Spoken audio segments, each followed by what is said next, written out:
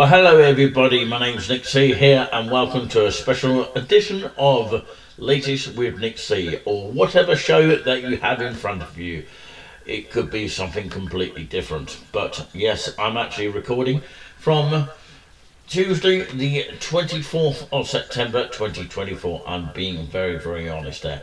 And I've got a couple of things to talk about here. Of course, we are going to be talking about what has Keir Starmer, two-tier Keir, has been talking about on the conference lately, and also, of course, we're going to share with you a guy that has come on to speak about it, Philip, with a second name, which you'll find out in just a moment, and he also talks about the pub as well, and of course what the main party that is in charge right now has seeming to be saying about right this minute. And you know, make of it what you will, but I think it is a little bit sad that they have decided, or thinking of deciding it actually, but if they ever do it, well, this is the change for the worst. We'll have to wait and see.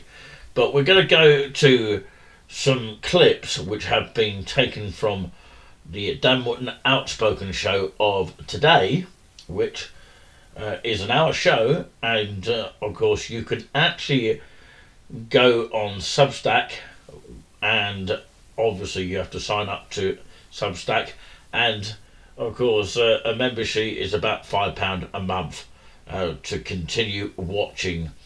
And of course to help Dan Wootton out independently, because he's gone independent rather than actually being regulated by the Ofcom, or Ofcommunists as they might pronounce or say. But yeah, some interesting talks about that, so of course please do not be offended by anything that you hear. Make your own mind up what you think about these clips. Watch. Let's go.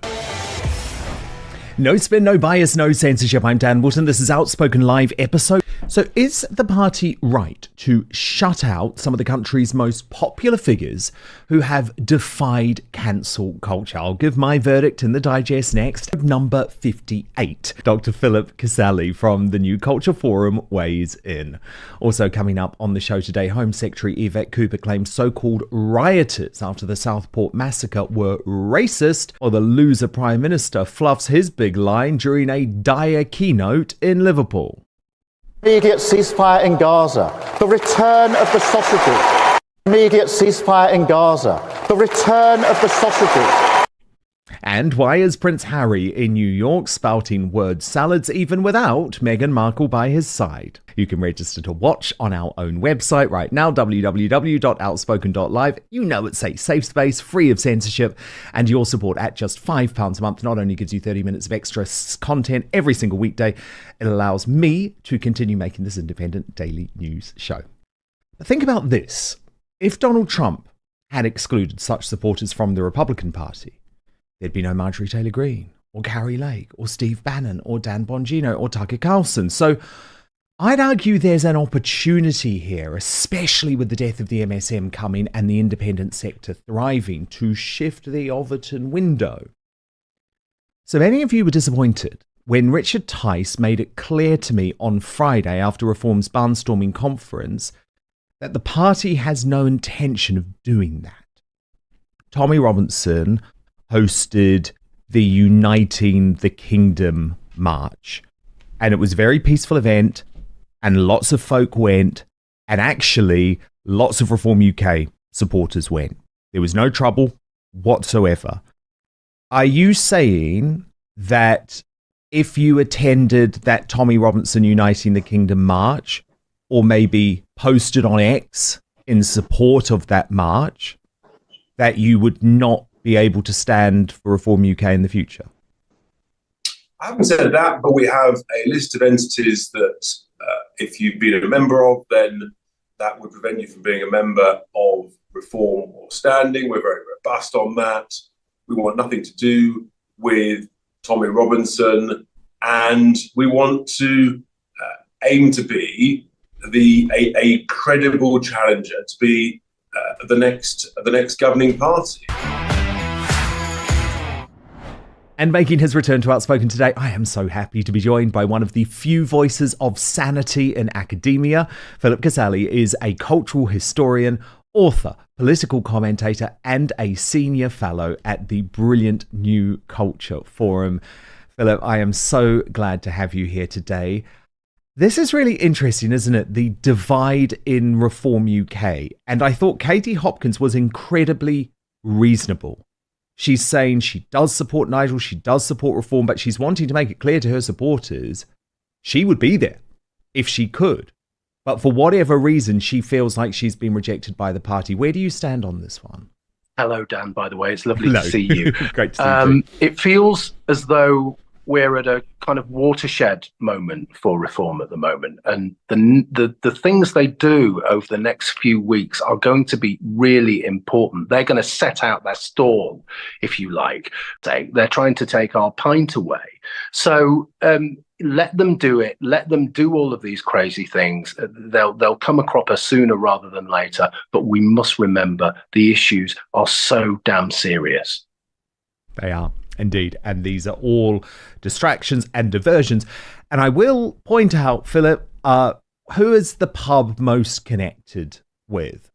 Usually the white working classes. And obviously not entirely. And I actually think our pub culture is one of our great unifiers, and maybe one of the issues with the fact that Islam doesn't tend to integrate into society so much is because they don't drink, and we do have this pub culture.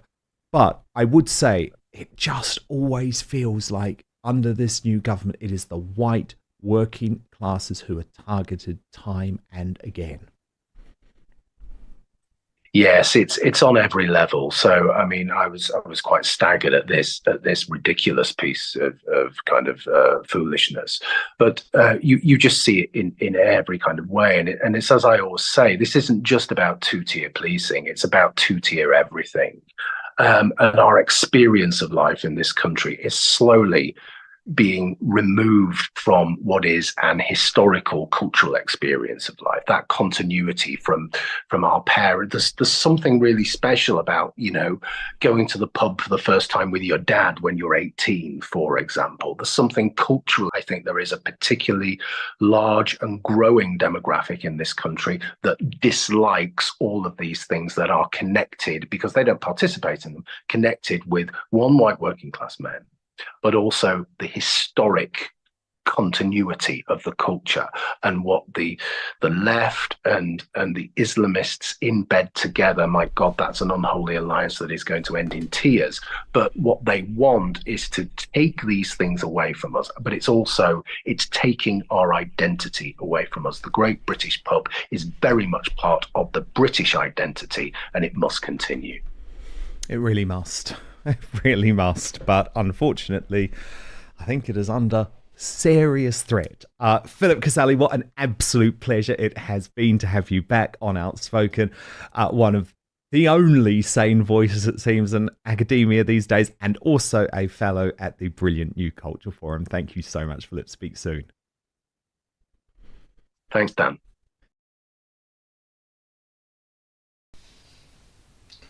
Well, I have to actually agree with both Dan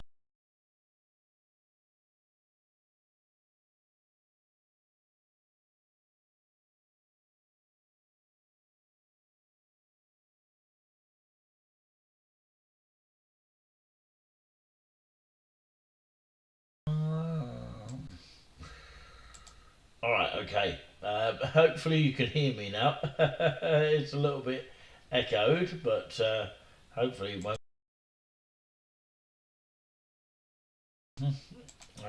Let's get it back again. I don't want to hear my voice.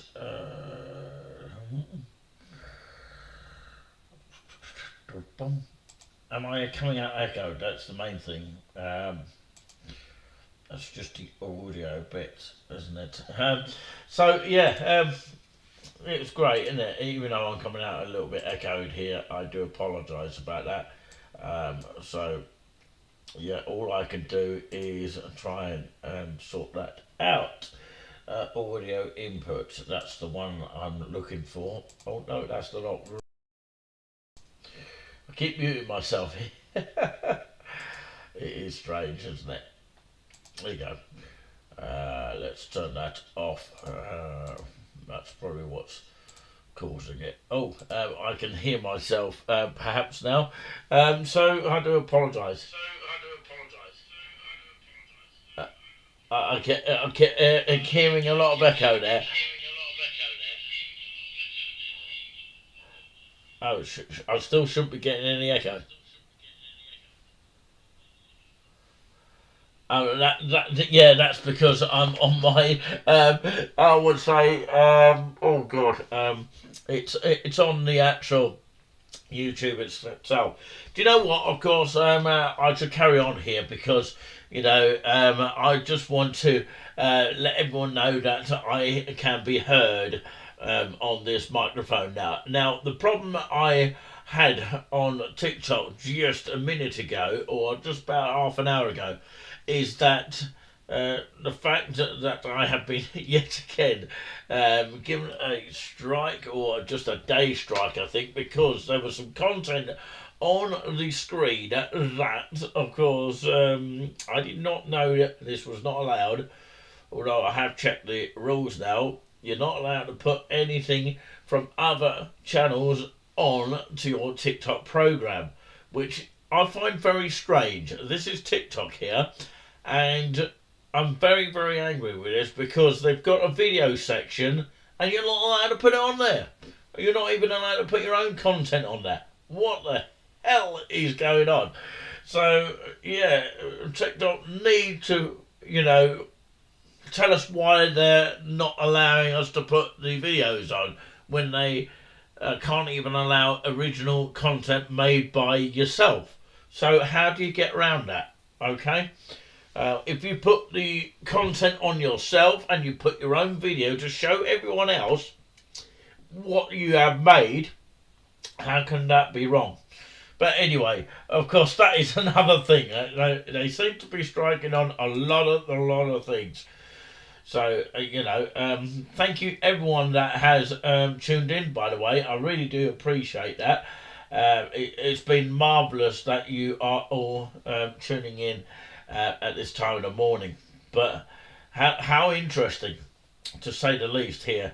And I've got some other very, very cool things to talk about here. I'm just literally all over the place here. So I'm just trying to get my things in the right perspective here. I'm a little bit angry with what's happened on TikTok. Although saying things, I'm just basically, saying my points, and I can't even get an audience to react on top of it because, it gets cancelled too quickly.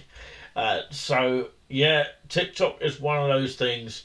You cannot say things on there without getting, demonetized. So why are they promoting riots and all those kind of things? Why are they doing all that? And then, of course, your content gets taken down. I don't know what it is all about. But, yeah, we have to have a thin line on it and be extra careful now on TikTok. But, yeah, we have to try and look at the rules of what they've got, and the rules, they're going to be broken all the time. There's lots of people doing it. I don't know what the problem and the issue behind it is. It's just madness. What they used to call political correctness gone mad, something like that. But yeah, those were the clips that I just showed you from that content here. Thank you very much for watching here, especially those that have watched live. I really do appreciate that on behalf of touring with us. Okay, so really means a lot that, of course, people have loved what we have been doing, and people are seeing our channel, which is great, and that's fantastic news, isn't it? Really means a lot. And also, we like to do a bit of mixture of everything. We are here to try and campaign about freedom of speech. And we'll talk about that in one of our shows. Perhaps instead of playing a video from another source, which of course I didn't know there was copyright content in that. I don't know. But yeah, I don't know. I don't know what reason why TikTok won't play it. But that's another thing altogether. I did try and play it, of course, and I hoped that people could actually, quite rightly enjoy the content.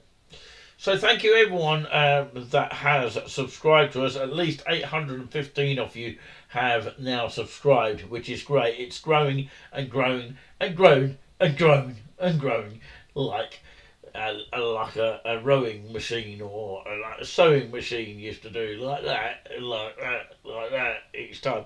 How cool is that? So yeah, how wonderful is that? So thank you so much indeed. We've had at least over 10 in the last few days, which is fantastic. We've got over the 800 mark. Can we get to the 900 by the end of October? That is our target. See if we can do it, or maybe beforehand.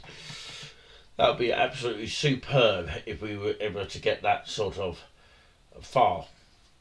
What I'm now going to do, I'm going to go back onto TikTok for a little bit and, of course, talk about other things and explain what has happened. Okay? Okay, and I think I already did on a small clip video, but what I'm going to do is do a special version. Thank you very much before I get my tongue tied. There you go.